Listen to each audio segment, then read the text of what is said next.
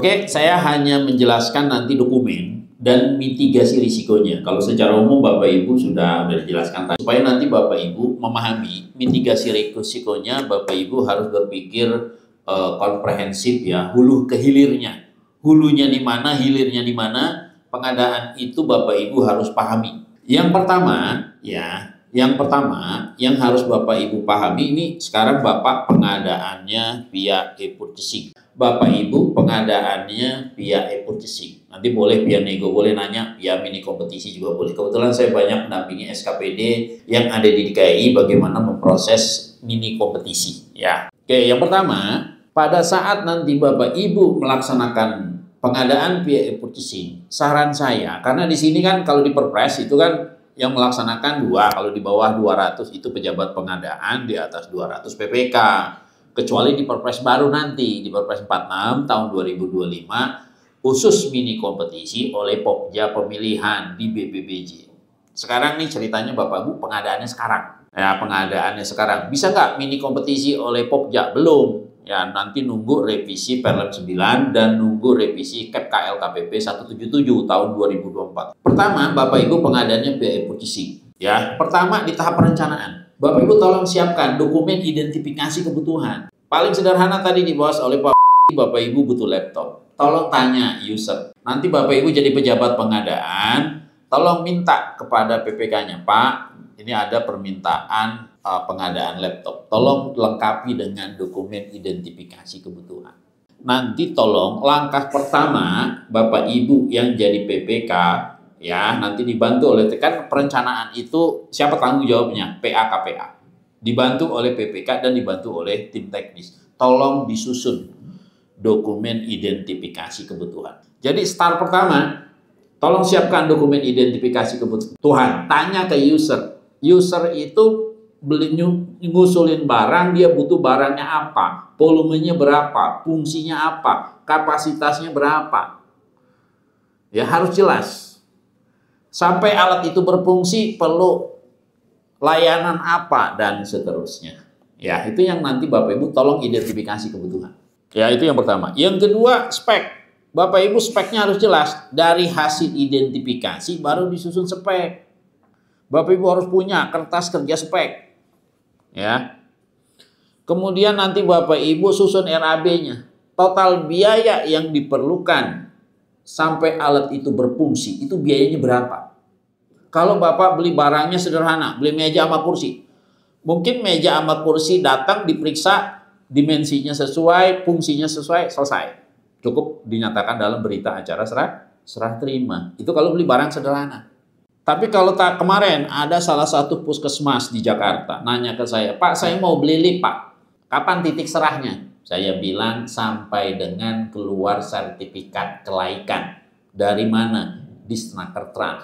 Sertifikat yang menyatakan lift itu aman dipakai. Berarti apa? Penyedia harus ngadain, ngirim, nginstal, uji fungsi. Setelah itu mengurus sertifikat kelaikan. Kenapa? Karena pekerjaannya masuk kategori berisiko tinggi.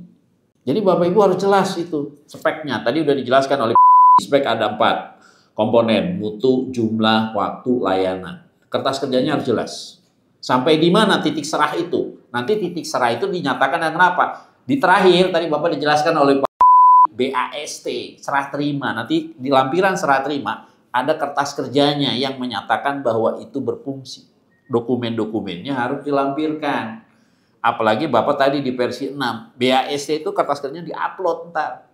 Itu data digital loh, begitu dibuka nggak sesuai, Bapak Ibu nggak bisa ngomong. Ya, jadi di perencanaan tolong disiapkan POM identifikasi kebutuhan. Siapa yang tanda tangan? KPA, PPK, tim teknis. Itu POM identifikasi kebutuhan. Siapkan kertas kerja, siapkan RAB-nya. Nanti Bapak Ibu analisa paket tersebut masuk kategori dapat dikonsolidasikan atau tidak. Ya, setelah itu baru input RUP, sirup. Nah, tolong Bapak Ibu RUP-nya harus benar. Karena salah satu rekomendasi KPK, ini saya pernah diundang, salah satu rekomendasinya KPK adalah Pemda DKI harus memperbaiki sirupnya. Mana sirup lewat penyedia, mana sirup lewat swaklola. Kalau sirup lewat penyedia, nanti Bapak Ibu petakan di situ, mana pengadaan via e-purchasing, mana pengadaan langsung, mana tunjuk langsung, mana tender cepat, mana tender. Itu yang pertama ya, di tahap perencanaan. Nah, tahap perencanaan. Yang kedua, sudah teridentifikasi kebutuhannya, sudah ada disirup, ada paket yang mau diadakan. Misalnya Bapak Ibu, saya ngasih yang sederhana aja, beli laptop. Apa yang harus dilakukan? Tadi udah boleh Bapak Ibu, ya, jadi sudah ada diidentifikasi kebutuhan, di tahap persiapan. Persiapan ini nanti siapa yang kerja? PPK dibantu oleh tim teknis. Nah, apa yang dilakukan? Nyusun spek. Spek mutu, spek jumlah, spek waktu, spek layanan. Itu poin yang pertama. Yang kedua, prioritas TKDN. Tadi udah diajarin sama apalagi di Perpres 46 itu ada 4 layer tadi ya. Ada 4 layer, jadi nanti Bapak layer pertama prioritas adalah produk TKDN dan BEP di atas 40, prioritasnya produk yang TKDN-nya di atas 25, itu layer pertama. Layer kedua, TKDN dan BEP di bawah 40, minimal produk ber-TKDN di atas 25. Layer ketiga, produk ber-PDN, yang terakhir baru produk impor. Nanti di screening tadi, ya. Prioritas TKDN, prioritas UMKM, tadi produk ini bisa nggak dikerjakan UMKM? Kalau bisa ya silakan. Ya itu yang nanti Bapak Ibu perlu perhatikan ya, spek, prioritas TKDN, prioritas UMKM. Yang terakhir referensi harga. Nah kalau Bapak pakai aturan yang lama itu pakai referensi harga. Ya jadi Bapak tadi udah disampaikan oleh Pak nyari datanya di mana? Dari harga di luar non katalog. Tapi kalau Bapak Ibu di tahun ini ya apalagi sudah ada keluar Perpres 46 itu paket katalog di atas 100 juta itu harus ada APS. Ya Bapak Ibu ya, atau nanti Bapak Ibu ada pekerjaan Pak, saya beli meja sama kursi 150 juta, perlu HPS? Perlu. Karena di Perpresnya di pasal 26 itu disebut katalog di atas 100 juta wajib ada HPS. Jadi Bapak Ibu nanti tolong perhatikan ya Bapak Ibu, kalau ada katalog di atas 100 tolong bikin HPS. Jangan sampai nanti Bapak Ibu di audit ditanya, mana HPS-nya? Nggak ada Pak. Gitu kan, karena nggak paham. Sementara per tanggal 30 April itu disebut Perpres 46-nya sudah berlaku. Ya, tolong nanti Bapak Ibu antisipasi. Nah, 4 dokumen ini yang perlu disiapkan, ditandatangan oleh PPK. Karena dokumen ini hati-hati, Bapak Ibu setelah tersusun ditandatangan oleh PPK. Karena nanti oleh sistem, tadi di versi 6 maupun Bapak versi 5 akan diminta diupload. Tolong dokumen itu disusun dengan baik dan berbasis data yang dapat dipertanggungjawabkan. Ya, berbasis data yang dipertanggungjawabkan. Bapak punya data. Ya, kalau Bapak punya data, itu bahasa saya, kalau bahasa saya seringkali saya diundang sama direktur rumah sakit, Ibu siapkan pelurunya, bahasa saya gitu ya. Begitu Ibu ditanya ini, udah ada. Ditanya ini, udah ada. Ditanya ini, udah ada. Insya Allah diperiksa aman. Ya, tolong nanti Bapak perhatikan ya, mitigasinya dari awal nih Bapak perhatikan. Di tahap perencanaan, tahap persiapan. Berikutnya, kalau dokumen persiapannya udah beres, udah siap, udah direngkap, udah ditandatangan, upload. Ya, tanda tangan upload. Berikutnya apa? Pemilihan. Pemilihan tadi disampaikan oleh Pak. Bapak punya 2 pilihan, pakai nego atau mini kompetisi. Kalau memang Bapak Ibu udah yakin bahwa satu penyedia ini bisa speknya sesuai dan bisa memberikan harga terbaik, silakan nego. Tapi kalau ternyata Bapak Ibu survei ini penyedianya banyak, ya produk yang sama dijual oleh banyak penyedia atau produk sejenisnya banyak. Kayak ini nih, produk sejenisnya banyak. Oh, ini bisa aja Bapak pakai mini kompetisi. Kalau sekarang gimana? Ya mini kompetisinya masih oleh PPK, ya masih oleh PPK dan di versi 6 belum operasional. Kalau Bapak Ibu ada mini kompetisi pekerjaan konstruksi sekarang, boleh nggak Pak? Bisa, jangan pakai versi 6. Untuk saat ini masih pakai versi 5, ya. Kira-kira begitu. Jadi nanti ke depan mini kompetisi dipindahkan ke Pokja pemilihan. Jadi di tahap pelaksanaan ini tolong Bapak lakukan klarifikasi. Klarifikasi kesesuaian spek. Sesuai nggak? Nanti muncul. Kalau saya selalu walaupun kadang-kadang begini pengalaman saya, tempat-tempat yang saya dampingi. Kita nanya via chatting itu, ada juga yang kagak pernah dijawab gitu, Pak. Itu jadi masalah. Karena udah chatting kita nggak pernah dijawab, akhirnya kita panggil aja Bu. Kalau beli cuman beli barang sederhana nggak ada masalah, cuman beli tuner, beli ATK nggak ada masalah. Nggak sekedar beli barang, harus ada persiapan ruangannya, harus ada persiapan sarana prasarananya, listriknya, harus ada persiapan pelatihan operatornya dan seterusnya. Nah, itu perlu klarifikasi, saya nyebutnya klarifikasi secara mendalam. Ada berita acaranya, ada undangannya, ada kertas kerjanya. Merek A sesuai apa enggak, merek B sesuai apa enggak, dan seterusnya. Kita punya data. Ya, klarifikasi dulu. Itu kira-kira yang Bapak Ibu perlu siapkan supaya nanti Bapak ngeklik PT A, ngeklik PT B, punya data. Itu ya, itu yang perlu nanti, kalau itu nanti dimunculkan dalam bentuk berita acara klarifikasi teknis. Nah, kalau itu udah selesai, barulah Bapak bikin paket ya. Bapak bikin paket ya, bikin paket, silahkan lakukan nego. Itu kalau prosesnya via nego. Ya, kalau prosesnya via nego. Kalau prosesnya mini kompetisi gimana Pak? Nanti Bapak bikin namanya papan mini kompetisi. Apakah mini kompetisi spek, mini kompetisi produk, mini kompetisi konstruksi. Tapi kalau Bapak mau pakai mini kompetisi, misalnya konstruksi, belum bisa pakai versi 6. Versi 6 itu yang tersedia baru etalase Bina Marga. Kalau Bapak renovasi gedung Pemda, ya silakan Bapak pakai versi, untuk saat ini ya, pakai versi 5 di etalase pemeliharaan gedung Pemda DKI. Untuk saat ini, ya bisa Bapak berproses mini kompetisi. Tinggal bikin papan mini kompetisi. Nanti beda. Kalau nego itu di awal udah kita pilih, tapi kalau mini kompetisi, misalnya pekerjaan konstruksi, nanti ada beberapa tahap yang harus Bapak Ibu lakukan selaku PPK dibantu oleh tim teknis. Yang pertama ngecek SKP-nya, yang kedua ngecek kesesuaian harganya, yang ketiga ngecek kesesuaian speknya, yang ketiga harus ngecek kesesuaian harganya. Habis itu baru ngecek kualifikasinya. Itu kalau mini kompetisi. Ya, nanti Bapak Ibu ada kertas kerjanya, ya. Kertas kerjanya buat tuh. Sehingga nanti Bapak pada kesimpulan dari hasil mini kompetisi, yang menang itu si A, alasannya apa? Si B, si C gugur, alasannya apa? Bapak punya data. Nah, nanti setelah udah ada pemenang, baru kontrak. Ingat Bapak Ibu, walaupun pihak e-purchasing sesuai ketentuan Perpres 46, tadi di atas 200 harus ada jampel, ya, jaminan pelaksanaan. Ya, itu amanat Perpres 46.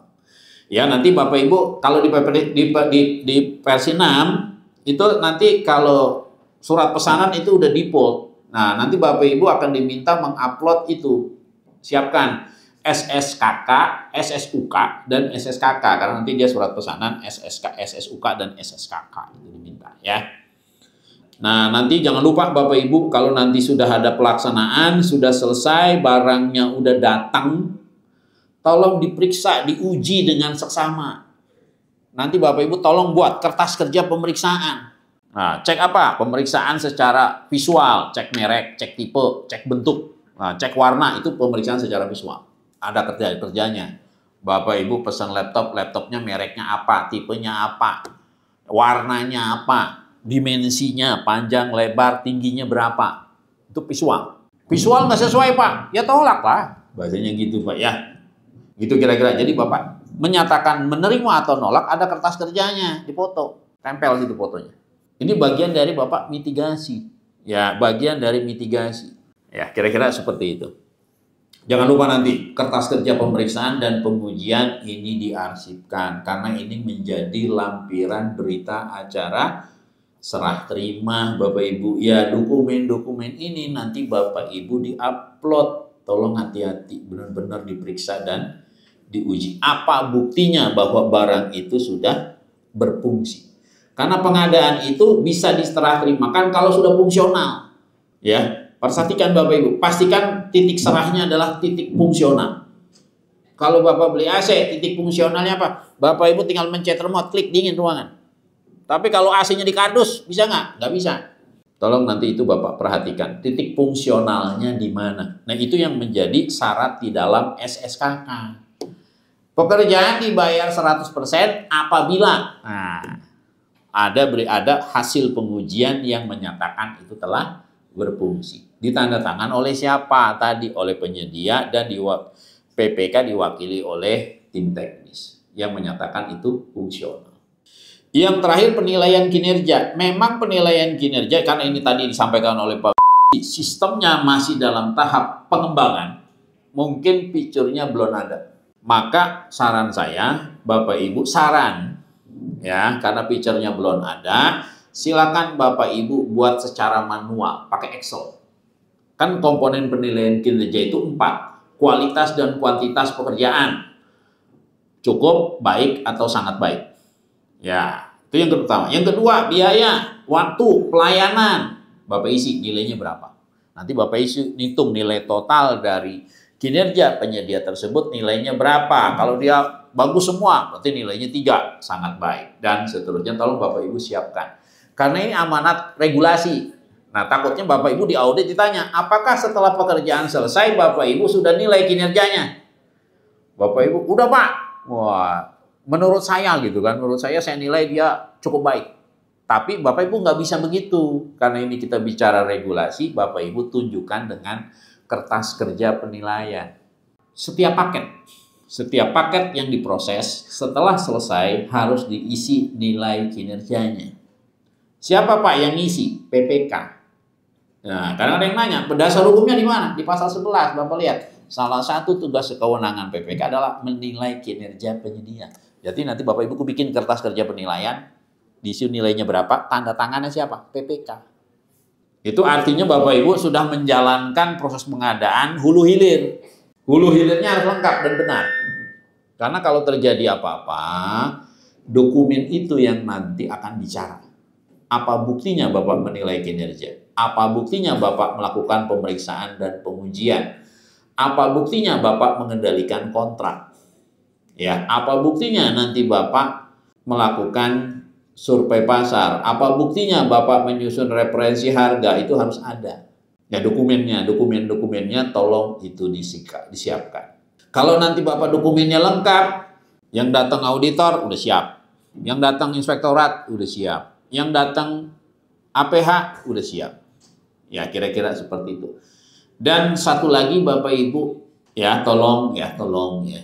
Berapapun nilai paket yang Bapak Ibu proses, tolong hindari ada istilah mens rea, markup, fiktif, suap. Ya, tolong hindari karena kalau yang gede sama kecil nilainya sama. Ya hindari Bapak Ibu ya. Karena kalau kecil sama gede itu hukumannya sama.